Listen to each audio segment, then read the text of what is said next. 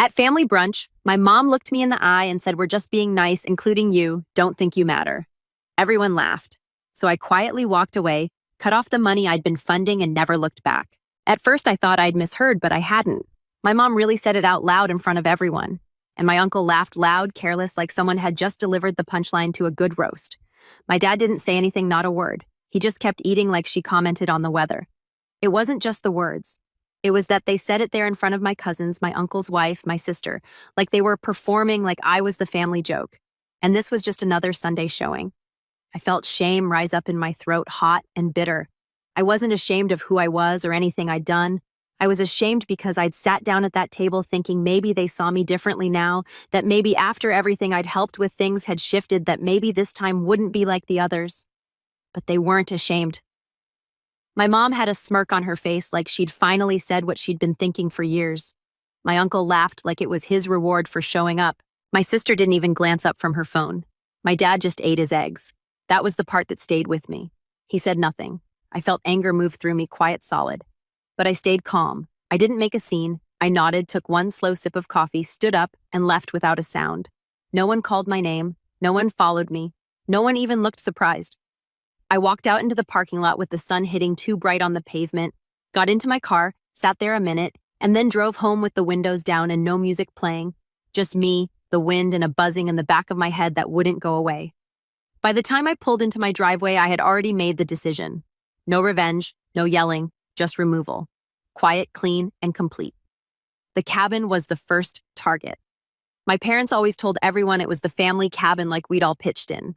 They left out the part where I paid for the roof, the foundation repairs, and the new plumbing. My name was the one on the deed. They used it like it was theirs.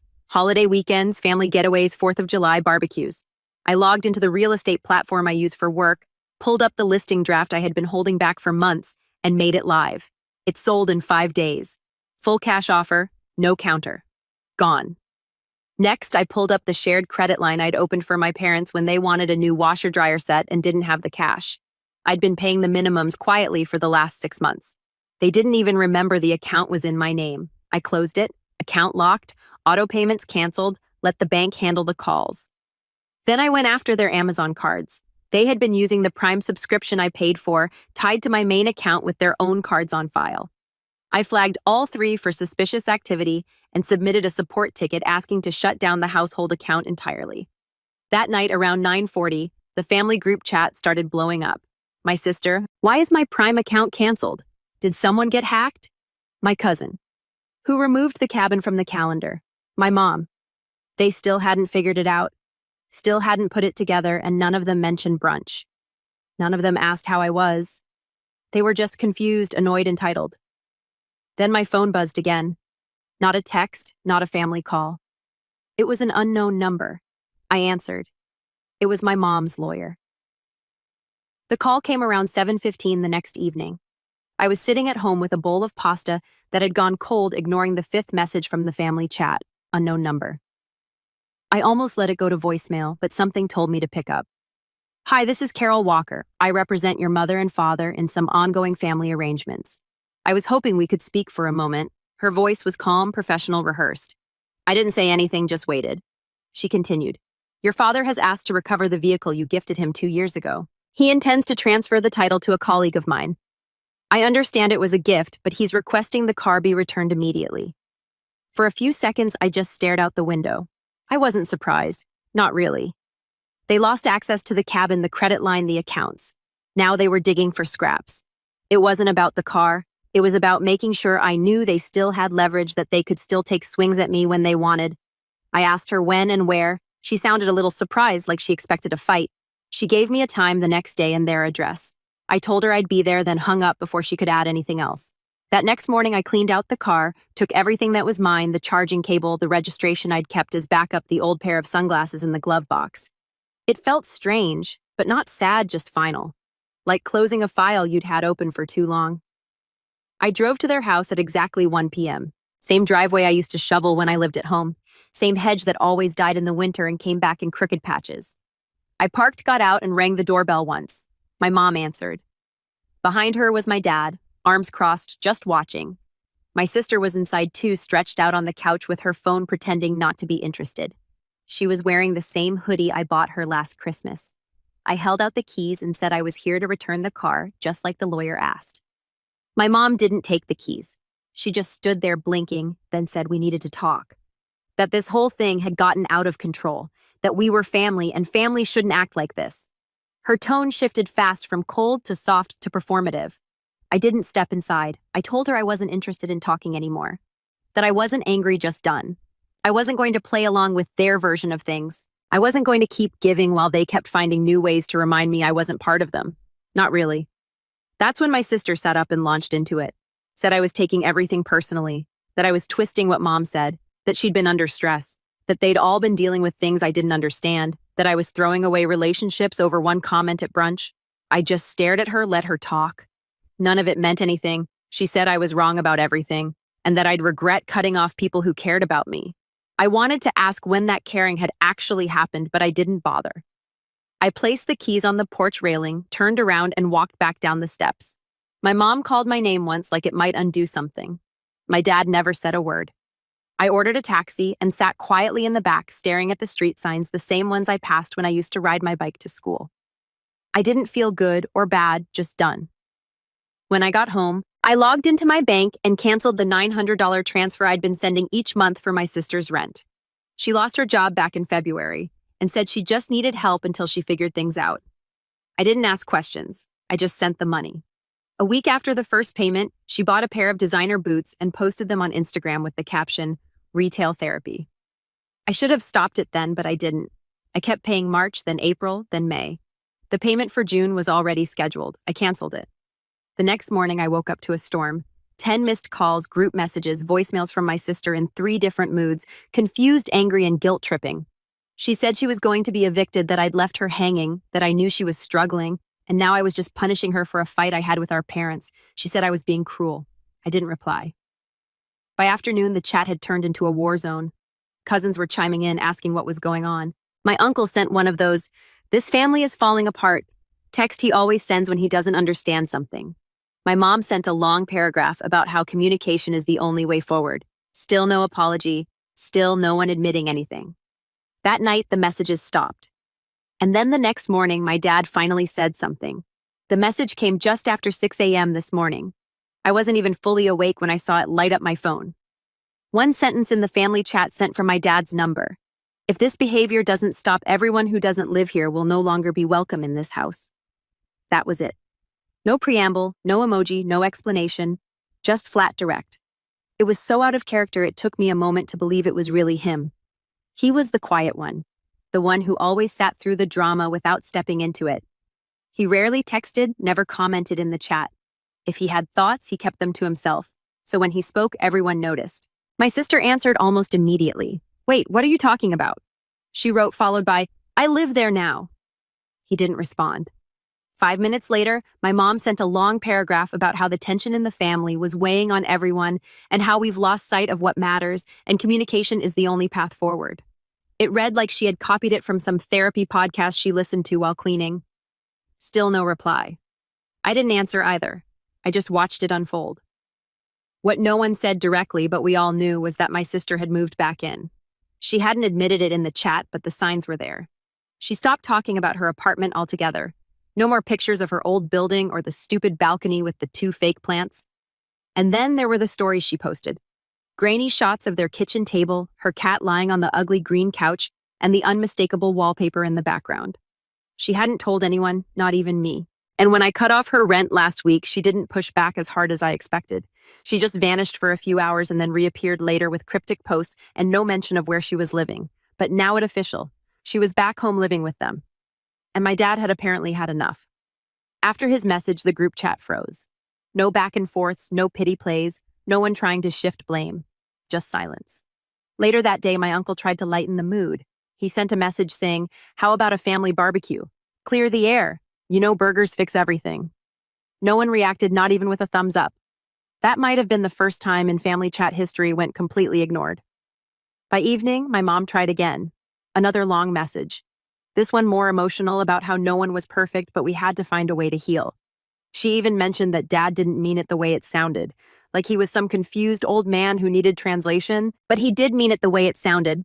Everyone knew that. The second night was even quieter. For once, the chat didn't explode with nonsense. No one sent links to discount codes or forwarded blurry photos of old family reunions. I checked my phone every few hours, almost out of habit, and there was nothing. It wasn't peace, it was the eye of a storm. Everyone had felt the ground shift. No one wanted to be the next to trigger something.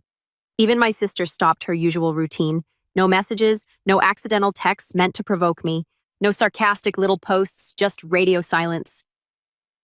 I took a long walk that night around the block down to the end of the park trail past the bakery that always closed too early. I didn't think about the cabin. I didn't think about the car or the rent or what my mom said at brunch. I thought about my dad. His silence had always made me think he didn't care, that he was just checked out too tired or too weak to get involved. But now I was starting to wonder if it was something else. If maybe he had been watching all this time building his own quiet frustration just like I had, and maybe finally he had enough. When I got back home, I looked around my apartment. For once, it felt like my space again. Clean, quiet, unbothered, no tension pressing in from the outside. The next day passed without a single family message. And that's when I noticed something I hadn't felt in a long time. Relief. No chaos, no guilt trips, no emotional ambushes, no one pretending the past never happened, just quiet. And in that quiet, something else started to grow. My life began to feel like mine again. The silence didn't just continue, it deepened. 3 days passed, then 4. Not one message from the group chat, not even from my mom who used to send daily articles with titles like How to Rebuild Trust in Families or passive-aggressive memes about forgiveness. By the 5th day, I deleted the thread entirely. I didn't block anyone. I didn't make some big statement. I just removed the app from my home screen and went back to living. And strangely, things started moving. Work got better. I was focused, again clear. For the first time in months, I wasn't carrying invisible weight into every meeting. I got through full days without the buzz of a text throwing me off. My mind, which had spent so much time scanning for the next hit, just quieted. I started cooking again. I went back to the gym. I rented a car for a weekend road trip just because I wanted to drive without remembering who used to sit in the passenger seat. No expectations, no obligations, just me. Then on the 6th day, I got a call from my sister. I let it ring out. She left a voicemail. Her voice was strained but controlled. She said she needed to talk, that things had gotten out of hand, that Dad had shaken everyone up with his message. And now, Mom was on edge, walking on eggshells around the house. She said she was trying to fix it, but she needed my help. Then she said it. I know you canceled the rent, but if you could just cover July, just this one last time, I promise I'll figure it out. I didn't call back. That night, she sent a text. You seriously just going to leave me screwed over? What a comment at brunch. Grow up. I didn't reply to that either. The next morning, the explosion started. A cousin messaged me privately asking what happened and why everyone was acting like someone died. My uncle sent a new voice note saying I was being cold and immature. My mom wrote a paragraph that I didn't bother reading. I caught the preview in my notifications. It started with, "You're not the only one who's ever felt hurt." But the one that stuck came from my sister later that night. She wrote, "They're talking about making me leave. Dad won't even speak to me. Are you seriously okay watching that happen?" It was desperate but not apologetic. There was no acknowledgement of anything she'd done. No recognition of what I'd been through, just expectation. Still thinking I'd come through, that I always would. I didn't answer. 2 days later, I got a notification from one of the old family group threads I hadn't muted yet. Just one message from my dad. "I told you all to stop. If you keep pushing, you won't have this house." No one replied after that. Not even her. After my dad's second message, the family group went dead silent again. Longer this time. 3 full days. Not a word. It was the kind of silence that doesn't feel peaceful, just loaded. Like everyone was holding their breath, waiting to see who break first. On the 4th day, I was standing in line at the pharmacy when I got a text from a number I didn't recognize. It was just a link to a Facebook post. No message, just a link. I tapped it. It was my sister. A long public post about toxic families and how some people pretend to help just so they can control you later. She didn't use my name, but it was obvious who she meant. She wrote about a certain sibling who had financially abandoned her and turned the whole family against her for no reason. Comments poured in.